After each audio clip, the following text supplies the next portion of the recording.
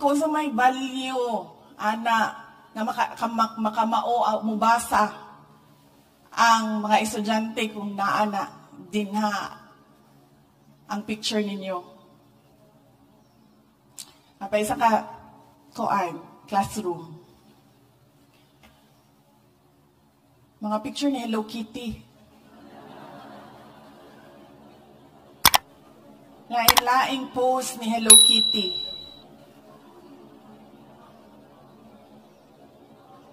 Dili man gani na Pilipinas Hello Kitty. Ganyan ako ang teacher ni anak ko nga, ngano na manin dinhi. Anan mo tubag ang teacher, mag-decoration magud daw dapat mi. Hana pagwapuhon daw namo dapat ang amo ang classroom. Sa value ni Hello Kitty, sa edukasyon, sa ato ang mga anak. Diba? Mas importante nga kamao siya mabasa kontra sa makita niya kada adlaw ang picture ni Digong. Diba? Makita niya kada adlaw sulod niya sa classroom. Uy, si RD Sal Jimenez. Dili to ikaw, sir. Laing region to. Laing region. RD Sal. Daghang salamat sa imuhang tabang sa 6 national events. O sa entire island of Cebu sa 6 national events. The absence of a standard on how to decorate your classroom, that is the problem. Mauna ako ang isaka dito sa curriculum and teaching. Ingon ko sa ilaha, kung dili ninyo ingnan ang mga maestra, kung unsaon nila pag-decorate ang ilahang classroom, magkanya-kanya gid na sila. And then the curriculum and teaching responded, because teachers are given the freedom sa mga detalye sa ilahang mga itudlo sa bata. Ingko ma'am, kung tagaan na ninyong freedom, tagaan na mong example. Ngayon na akong example. Naantay maestra nga ga-idolize kay Rodrigo Duterte, naantay maestra nga mahilig sa Hello Kitty, naantay teacher nga kuan kaayo, masunurin kaayo, ibutangin si RD dito, si SDS, si ASDS.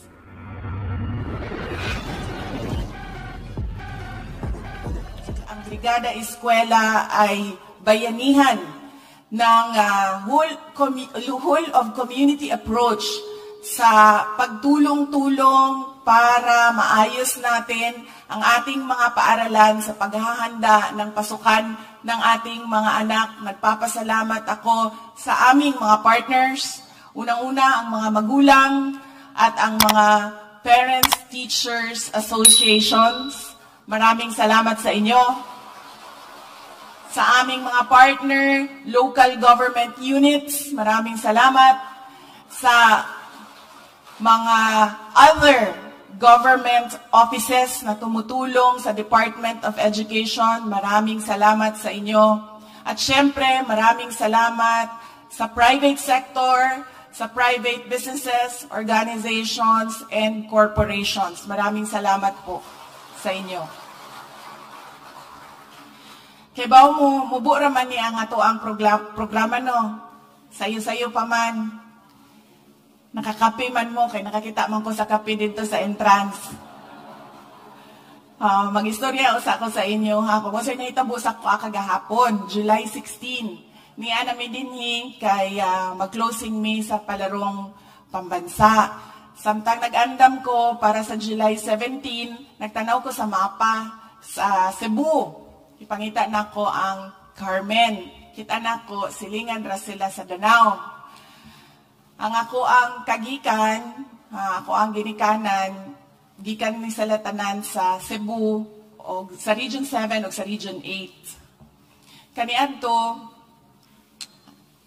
asa sila gikan, ang ako ang maternal grandfather, gikan siya sa Hilongos, Leyte. Ang ako ang maternal grandmother, gikan siya sa Tuburan, Cebu. Ang ako ang paternal grandfather, gikan siya sa Danao. And then, ang ako ang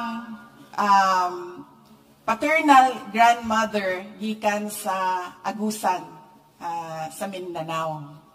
Agusan del Norte. So, kagahapon, pagtanaw na ako sa mapa, sa Cebu, silingan nila, Danao. Nitawag ko sa ako ang mama, anak ko, ma, magkahinumdum ka kaniadto, tong bata pa mi. Wala pa mo nagbulag ni Papa. Siya, buang yung kang bata ka. Anak ko, tinuon man, wala pa mo nagbulag. Before they separated, every summer break, dadun mi sa amo ang ginikanan sa Manila, magbisita sa ako ang lola. Ang mama sa akong mama, nagpuyo man to sa Las Piñas. Anya na siya tindahan sa Baclaran. Dira mi ginadala sa ako ang mga ginikanan. O dinhi, mobisita sa Cebu, sa Danao. So yun ako siya, kainumdum ka ma, nga nag-aadto ta dito sa Danao, pagkahuman natin ginabisita nga pariente ma, nagpuyo sila sa atubangan sa palengke. I think, kung tama ko, informal settler to sila. That was 1990s, early 1990s. Natay pariente na ginabisita dito. Muagi manggugko og Danao, muhapit ko, mato ko Carmen man, muhapit na lang ko og Danao, bisitahon ako. Nya, ningon akong mama, siya, di naman gani ko na mahinumdum, unsay nahitabo itong nilabay na si Mana, kato pa hinuong 1990s ang imo ang ipahinumdum sa ako, Okay. Anak ko, okay, di lang ta mga suko. Anak ko, mabisita na lang ko sa sementeryo. Anak, mabisita na lang ko sa sementeryo. Mabisita ko sa simbahan ma. Anak siya, okay, sige. Nya ka na sa magkamuli. Anak, laing istorya na. So, gipangita na ako ang lubong sa grandparents ni former President Rodrigo Duterte. Ang iyahang lolo, si bali great-grandfather na ako, si Facundo Duterte. Ang iyahang lola, si Zoila Duterte. Mo na ang parents sa ako ang lolo. So, gitext na ko ang amo ang isa ka pariente nga daghang nahibalaan diri sa Cebu, na dito sa Cebu City, anak ko sa iyaha. Asa nakalubong si Facundo o si Zoila? Ana ang ako ang kuan. Siya patanaw na ako dito sa kanang Murag Duterte genealogy, patanaw na ako sa records. So, gipapanggita niya, na nakita niya, iyon siya si Facundo, nakalubong sa Danao Cemetery. Unya si Zoila, nakalubong sa Roman Catholic Cemetery sa Cebu, kanang Cartera. O, kana. Na daw dito. So, nangingon ko sa ako ang mga kauban, pwede ba ninyo pangitaon ang lubong ni Facundo o ni Zoila? So, wala nila nakitaan. Wala nila nakitaan diri sa Danao. Wala nila nakitaan dito sa...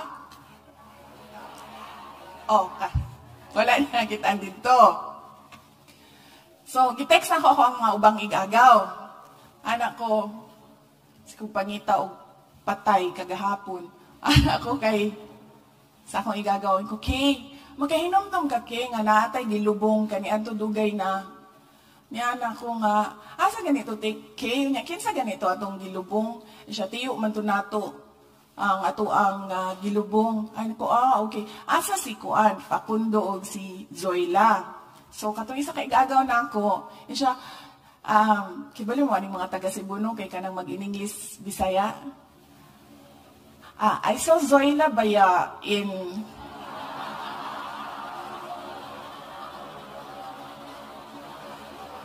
kibali mo, peculiar na siya sa Cebu. Sa Davao pod ang mga batanon dito mag-Tagalog Bisaya. Lahi pod sila dito. Tagalog Bisaya pod ilaha dito. So si Zoila Baya, I saw her dito sa Kuan. Nakitaan daw niya sa Queen City Memorial Gardens. Oo. Yan ako kay, si Facundo kay, asa. Tapos niya na siya, I don't know ba ya? But maybe you can ask. So nangutana po ko sa akong isa kaigagaw. And ko, si Red ba? Si board member, Red. Anak ko, Red. Asa si Facundo, Red? Yan niya na siya nga, wala ba ako kibalo? Yan na siya. Pero ang anak nila, naasa doon sa lubong ni mama. Niyan ako, okay. Niyan ako, sige lang. Niyan ako, mabisita man ko sa kuan, sa Danau Ugma. Makita lang ta Ugma. Bisita ko kay Tia Eli pod. Iyahang mama ni Red.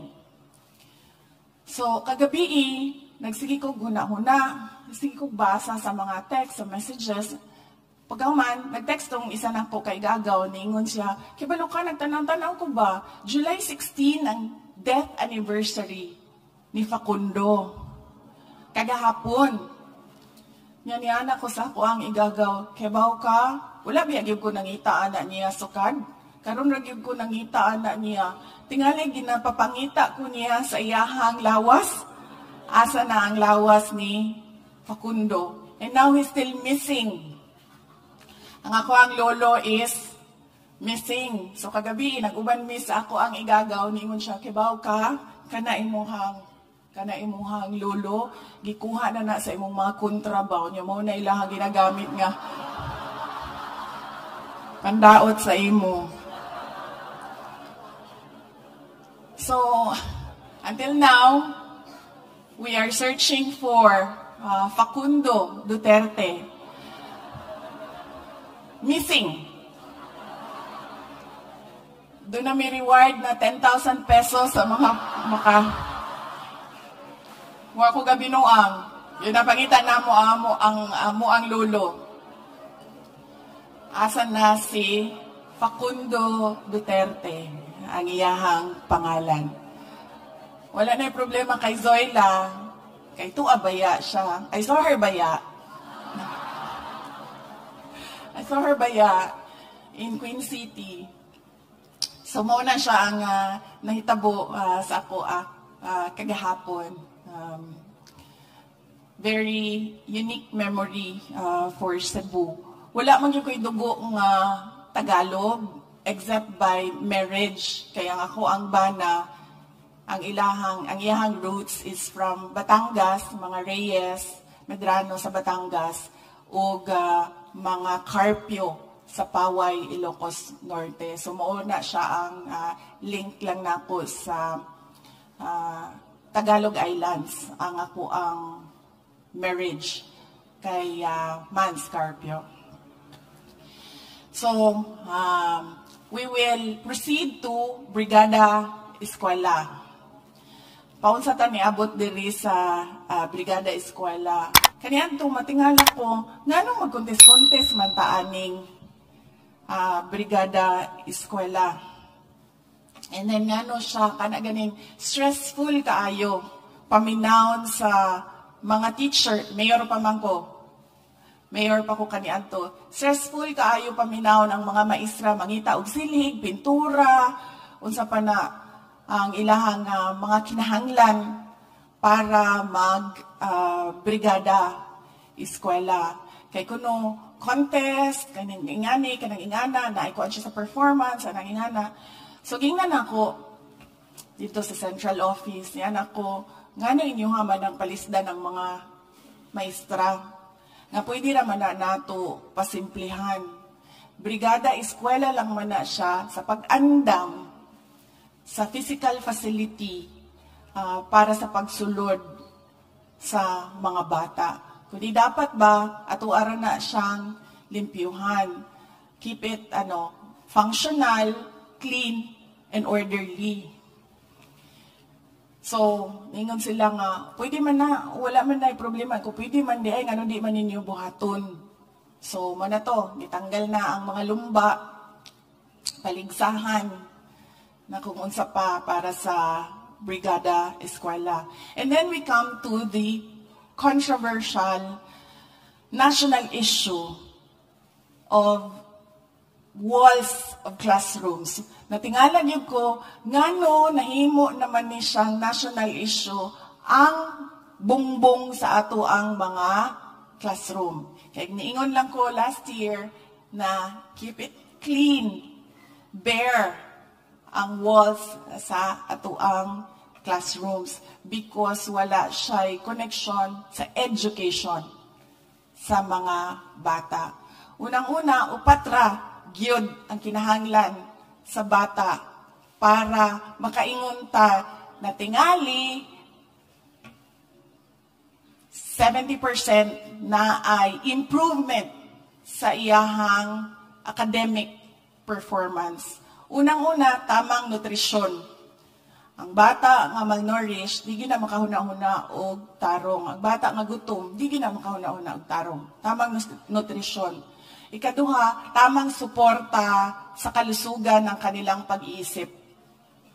Mental health support programs. In fact, dili lang sa mga students, apil na sa mga teachers. Kaya kabaw ba mo, ang amuang asek kaniadto nga gikan sa teaching personnel sa Department of Education, ana siya nga storya siya sa iyahang kaagi gikan principal, division superintendent, hantod na himo siyang execom sa DepEd.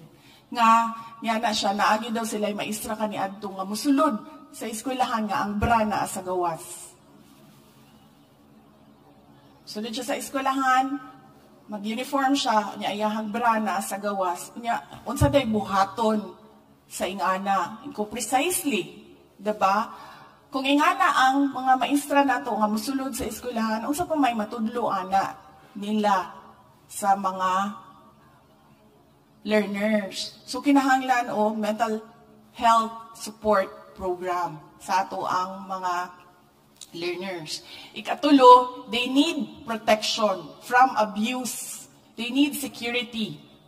Protection from abuse from the adults around them. Dili lang ang mga teachers, apil na ilang mga ginikanan, kanang mga silingan, who prey on the innocence of children. And ikaupat, the quality of teaching sa mga teachers. Kanang upat ra ang kinahanglan sa bata. Tamang nutrisyon, tamang suporta sa ilahang mental health, protection from abuse, and quality of the teaching. Kabaw mo, ngano, kusuko kaayo anang decoration sa inyohang mga classroom? Diba?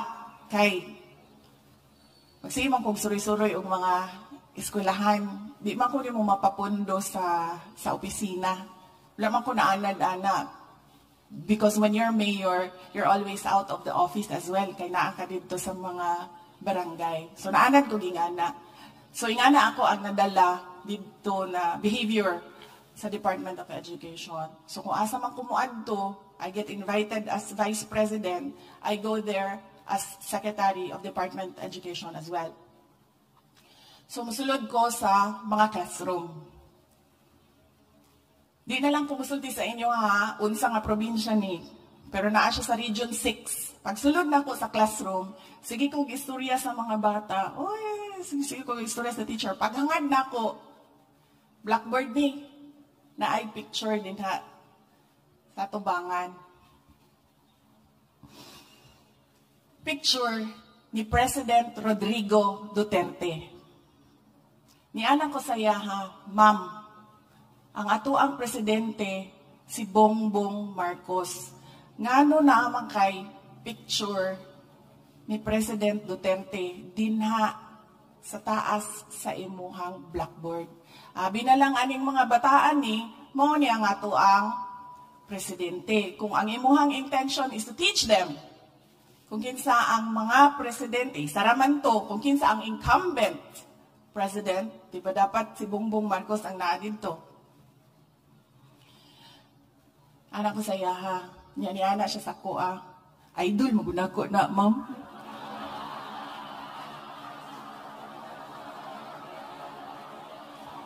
Unsay value sa education sa bata? sa ingon ana? Wala. Diba? Region 11. Sulod ko sa classroom. Tanaw ko sa iyahang bongbong. Na ang picture sa RD, dini noon parehas kadako atong kay President Duterte, pero ang picture sa RD, 2x2. Ang picture sa Division Superintendent, sa Assistant Division Superintendent, sa Principal, o sa teacher. Nandito sa bungbong. Yan natoy, o sanay ginabutang nga ni. Monitoring something sa classroom, anak. Nandito. Pangutanan ako siya. Anak ko, sir. Anak ko, ginatudluan ninyo ang bata kung kinsa ang RD, kinsa ang ato ang superintendent, kinsa ato ang assistant superintendent, o kinsa ka? Kada adlaw, nato ni ginatudlo sa iyaha. Nga ni ana siya. Mo mag-order sa taas. Mo may sugo good sa amua. Yan ako tanggalan na. Ay kung sa may value, ana, na makamao mubasa ang mga estudyante kung naana dinha ang picture ninyo. Apa isa ka classroom. Mga picture ni Hello Kitty. Laing pose ni Hello Kitty.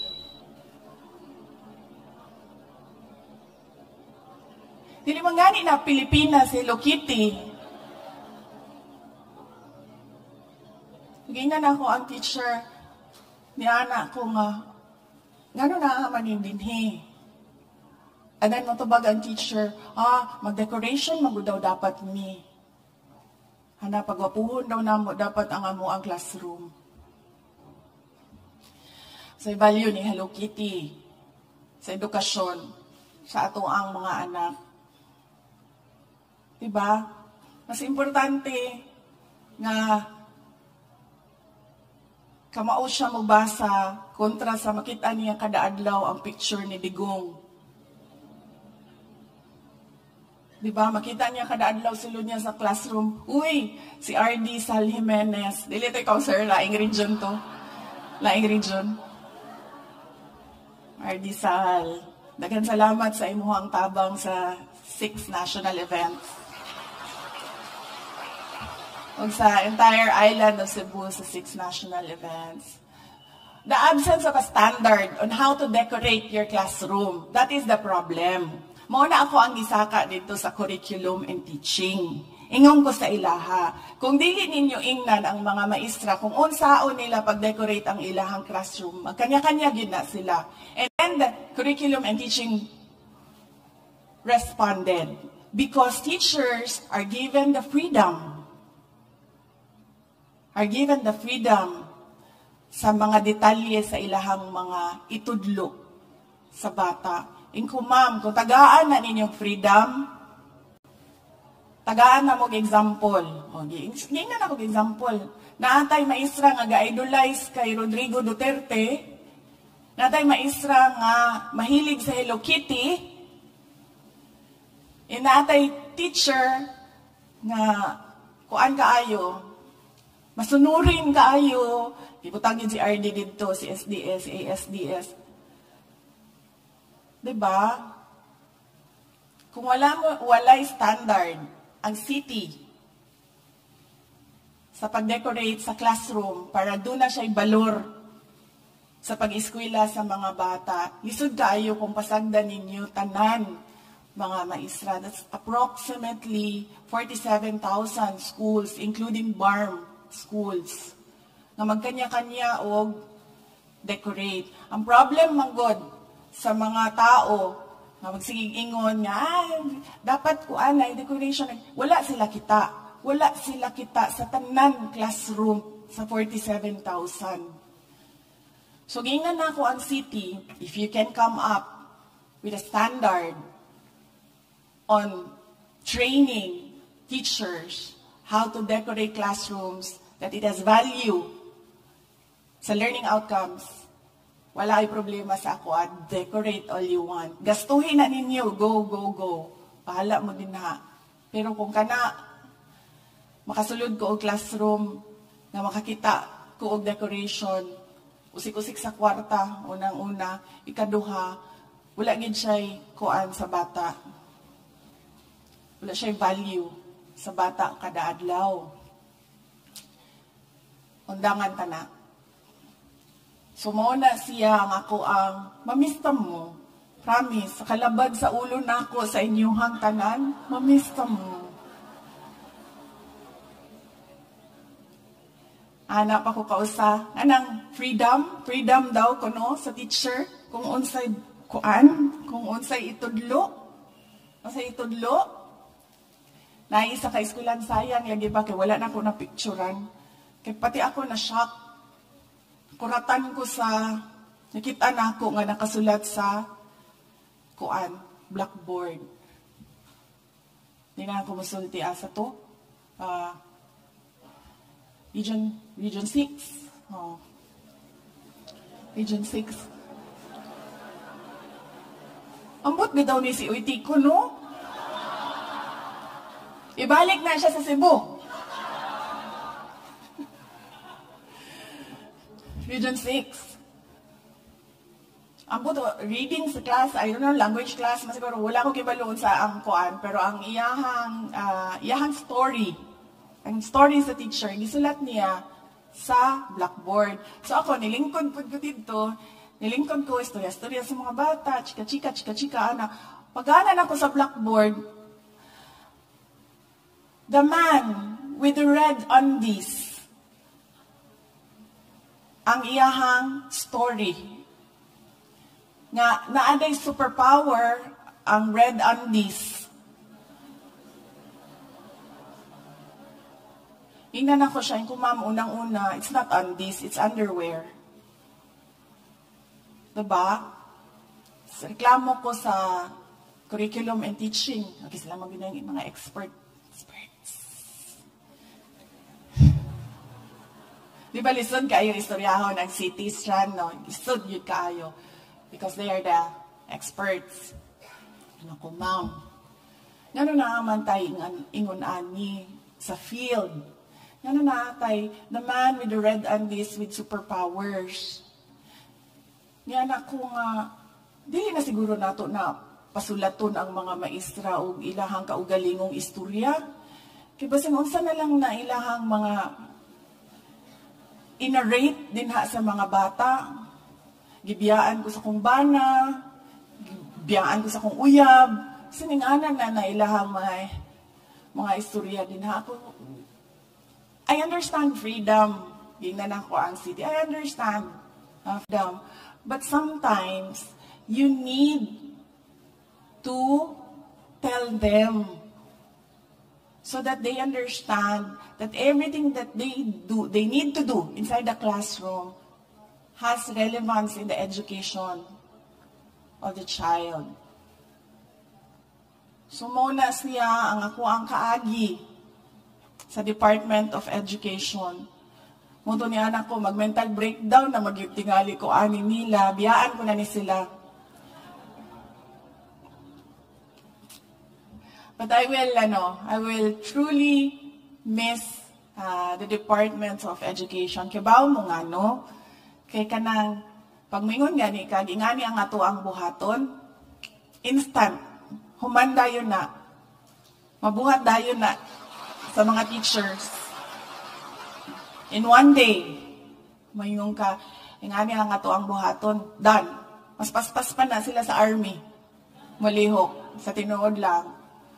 Mamugna dayon na nila ang ilahang kinahanglan buhaton. Ingana ka hardworking and resilient ang teachers nato dinhi sa Pilipinas. And I thank you as well for not leaving the Filipino children. Kay bawo ko kagahapon lang na niduol sa ko ay siya gikan po ko og Department of Education parihota ni resign kay mag-abroad na ko. Siya mag-abroad pud ka, diingan ko niya.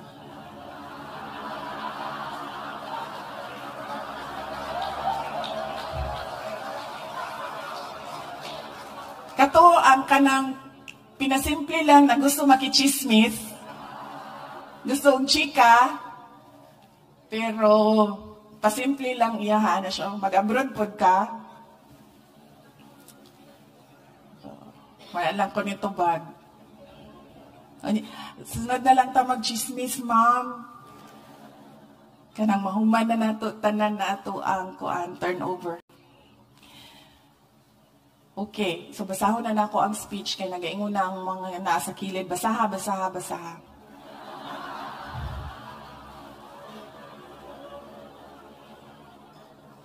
Kay kaning sila kaaway pud bako ni sila. No? Kanang magsige ko kagahapon sa palarong pambansa. Sige ko og edit sa speech. Kag-edit sa speech. Unsa man gyud gusto isulti? Unsa man gyud gusto nato isulti? Magpasalamat lang man tang ano daghan na magyud kaayo ning ato ang ginasulti. So paminaw nato.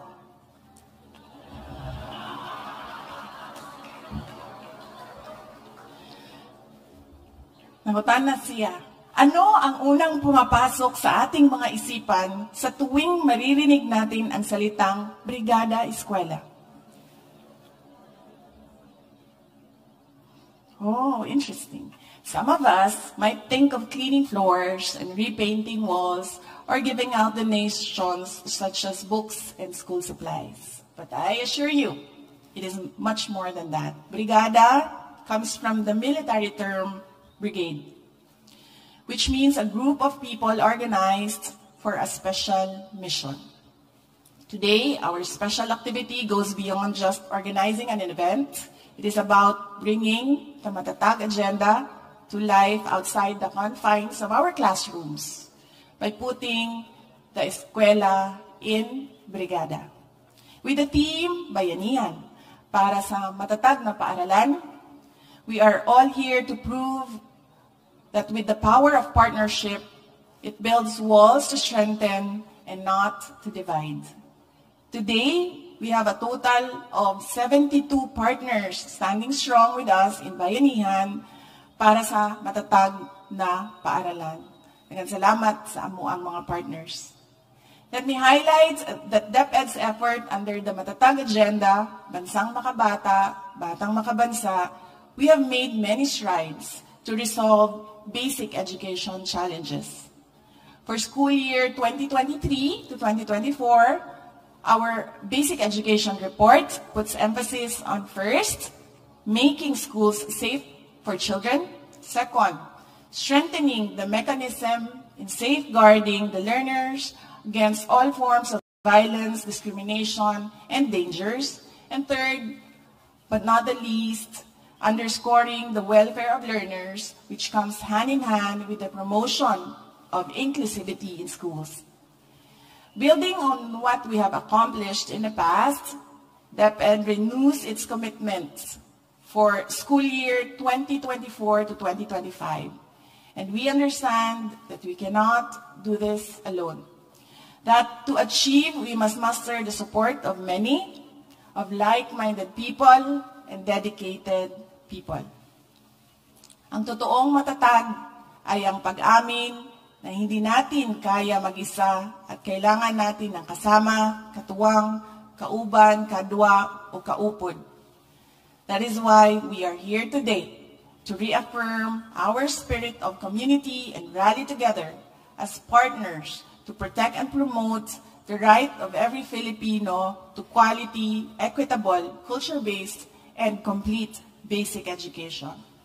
The Department of Education has been diligently preparing for the opening of classes each year, with Brigada Eskwela leading the way.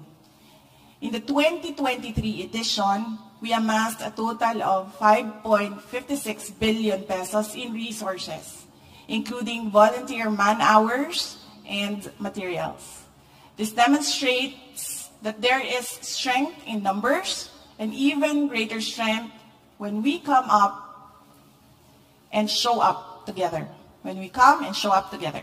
Tuwing Brigada Eskwela, binibigyang diin natin ang pangangailangan na matugunan hindi lamang ang kakulangan sa ating mga paaralan, kundi pati na rin maipakita ang pangangailangang magsama-sama at magtulong-tulong dahil ito ay gawaing sosyal at kultural na isang refleksyon ng katutubong kaugalian na bayanihan.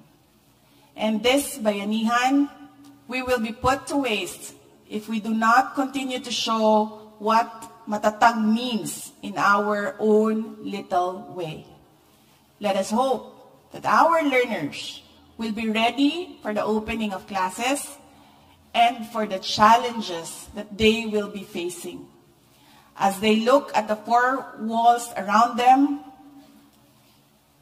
may they be reminded not just of the resources that are provided, but of the bayanihan experience that we shared. May they know with certainty that behind them there is always a brigade of education stakeholders and advocates that will continuously stand for them no matter what. Mga kababayan, patuloy po tayo maging matatag tungo sa pagtaguyod ng isang bansang makabata at mga batang makabansa. Ang lahat ng ginagawa natin ay para sa Diyos, sa bayan, at sa bawat pamilyang Pilipino. Syukran.